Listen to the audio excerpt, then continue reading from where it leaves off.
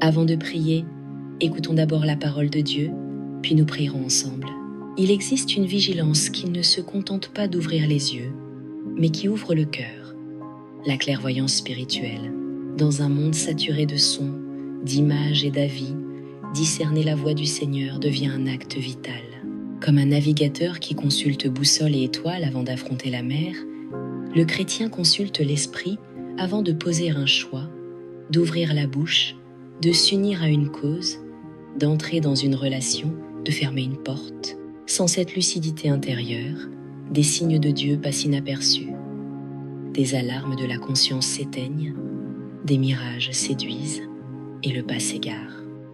Mais lorsque l'esprit de vérité éclaire les yeux du cœur, comme dit Éphésiens chapitre 1 verset 18, tout se réordonne. La paix revient, la route s'éclaire, l'âme devient légère. Le Seigneur a promis dans Isaïe chapitre 30 verset 21, « Tes oreilles entendront derrière toi cette parole, voici le chemin, marche-y. » Jésus lui-même a dit dans Jean chapitre 16 verset 13, « Quand il viendra, l'Esprit de vérité, il vous conduira dans la vérité tout entière. » Et l'apôtre Jean exhorte dans sa première lettre, chapitre 4, verset 1. « Éprouvez les esprits pour voir s'ils viennent de Dieu. » De même, Paul écrit dans la première lettre aux Thessaloniciens, chapitre 5, verset 21, « Examinez tout et retenez ce qui est bon. » Il ne s'agit pas d'une curiosité mystique, mais d'une docilité concrète. Apprendre à reconnaître ce qui vient de Dieu, ce qui n'est que de nous, et ce qui se glisse de l'adversaire. La clairvoyance spirituelle ne s'achète pas.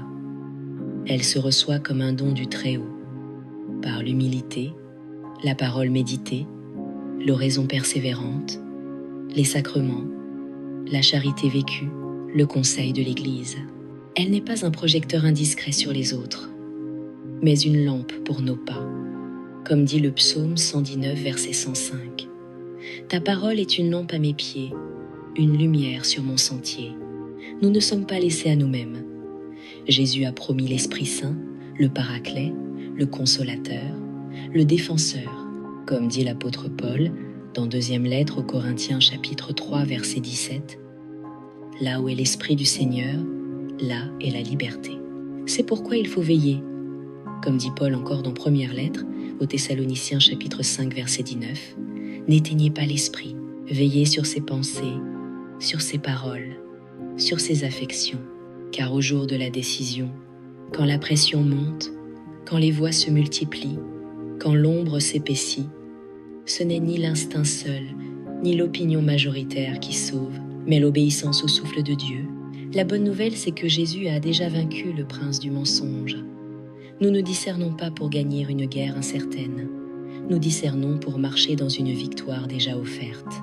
Comme le rappelle Paul dans Romains chapitre 8 verset 37, « Dans toutes ces choses, nous sommes plus que vainqueurs par celui qui nous a aimés. » Alors aujourd'hui, nous allons demander la grâce de voir comme Dieu voit, d'aimer ce qu'il aime, de refuser ce qu'il refuse et d'avancer là où il conduit.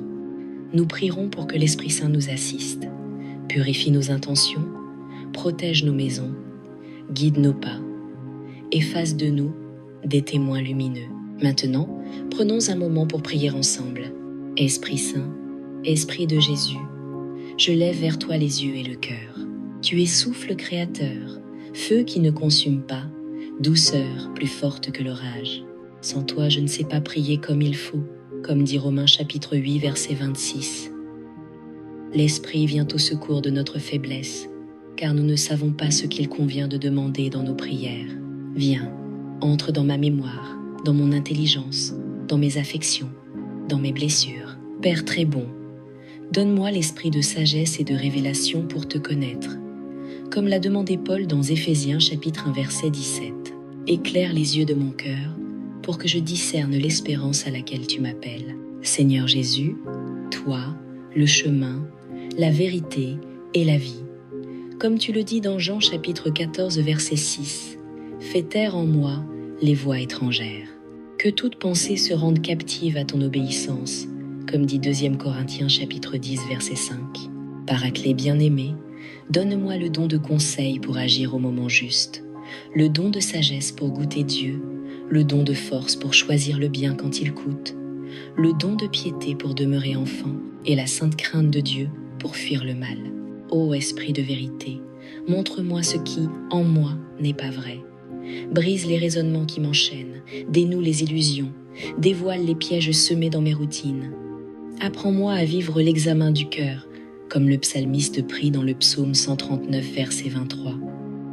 Sonde-moi, ô Dieu, et connais mon cœur. Éprouve-moi et connais mes pensées. Je dépose devant toi les choix qui m'attendent, les relations qui me façonnent, les paroles que je dois prononcer, les renoncements que je dois consentir. Dis-moi, attends quand il faut patienter, avance quand il faut oser, reviens quand il faut réparer, tais-toi quand il faut bénir en silence, parle quand il faut témoigner. Esprit de sainteté, garde ma maison. Comme le dit le psaume 34, verset 7. L'ange de l'Éternel campe autour de ceux qui le craignent, et il les délivre. Que tes anges veillent à mes portes, à mes fenêtres, sur ma famille et sur mes nuits. Là où l'ennemi sème confusion et peur, répand la clarté paisible. Là où il installe frénésie, donne-moi le rythme de Dieu. Là où il insinue que tout se vaut, grave en moi la saveur du vrai. Là où il divise, fais de moi un artisan de paix, comme dit Matthieu chapitre 5, verset 9. Heureux les artisans de paix, car ils seront appelés fils de Dieu. Je rejette toute voix qui n'est pas alignée sur l'Évangile. Comme dit Isaïe chapitre 54, verset 17. Aucune arme forgée contre toi ne prospérera, et toute langue qui s'élèvera en justice contre toi, tu la condamneras. Seigneur, que ta parole demeure en moi comme nourriture quotidienne, comme l'a proclamé Jésus dans Matthieu chapitre 4, verset 4. L'homme ne vivra pas de pain seulement, mais de toute parole qui sort de la bouche de Dieu. Esprit consolateur, visite mes lieux obscurs. Souvenir qui blesse, attente déçue, silence lourd. Réécris mon histoire avec l'encre de la croix. Là où j'ai couru devant toi, réapprends-moi la marche à ton pas. Je déclare, au nom de Jésus, ce que dit Jacques, chapitre 4, verset 7. Résistez au diable, et il fuira loin de vous. Je proclame sur moi et sur ma maison la seigneurie de Jésus et la garde de l'Esprit. Seigneur, ordonne mes pas. Comme dans Psaume 37, verset 23, l'Éternel affermit les pas de l'homme quand il prend plaisir à sa voix. Je te bénis, Roi Jésus, pour l'Esprit que tu répands. Merci de m'entendre. Merci de me guider. Merci de me précéder sur le chemin. Au nom puissant, doux et victorieux de Jésus-Christ, je prie. Amen. Si cette prière a touché ton cœur, écris Amen en signe de foi. Je prie pour que chaque bénédiction invoquée ici devienne lumière sur ta route, clarté dans ton âme et force dans ton quotidien. Et si tu as besoin d'une intention particulière, écris-la en commentaire. Ce sera une joie et un honneur de prier pour toi. Que la grâce et la paix de notre Seigneur Jésus-Christ demeurent toujours sur toi et sur ta maison.